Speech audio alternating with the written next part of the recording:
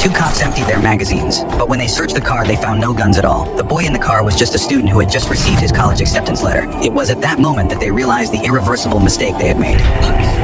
To cover themselves, they skillfully pulled a gun from the trunk. They handcuffed the still-living boy and wrapped the gun in a towel, placing it next to him. By the time his mother arrived, her son was already a cold corpse, and she herself was a police officer. She couldn't even imagine her own son dying by the hands of his colleagues. The boy's father, Jack, was a black judge. The next time he saw his son was in the hospital morgue in hours. A happy family was shattered. The mother couldn't accept reality and chose to quit, but Jack kept his composure. He believed that the law would bring justice. The next day, they tracked down the two cops who had fired, but the officers insisted they had done nothing wrong. Can't even bring yourself to apologize.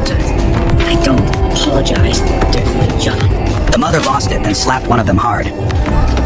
After that, Jack went to see the mayor. The mayor told him that, based on the current evidence, the police had acted properly. He even tried to convince Jack to trust the police. That sentence pushed Jack over the edge. On the way home, he contacted a police friend. With his help, Jack got his hands on new evidence. It turned out that 2 years ago, the same two cops had shot another boy, the son of a mechanic. The gun they used was privately kept and never entered the police evidence system, and the gun found at the current scene matched the one used in his son's case perfectly. Jack took the evidence to the mayor again, demanding the investigation be reopened. The mayor coldly replied, "A black gun with the serial number filed off. They all look the same." It was then that Jack finally understood. Every official sided with white cops. Worse, the next day's news painted his son as an armed criminal, while the cops who shot him were hailed as city heroes.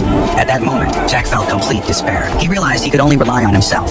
So he found the father of the other boy, the mechanic, and showed him the video of his son's murder. As the video played, the mechanic broke down on the spot. In the end, the two men decided to take matters into their own hands. Just to get justice for their children, they put on masks and broke into one of the cops' homes. The officer, thinking it was just a burglary, didn't raise his guard. Soon, a gunfight broke out. The cop eventually admitted that it was an accidental shooting, but that was just words under pressure. Once he got away, he had no intention of facing consequences. He was even ready to fight back.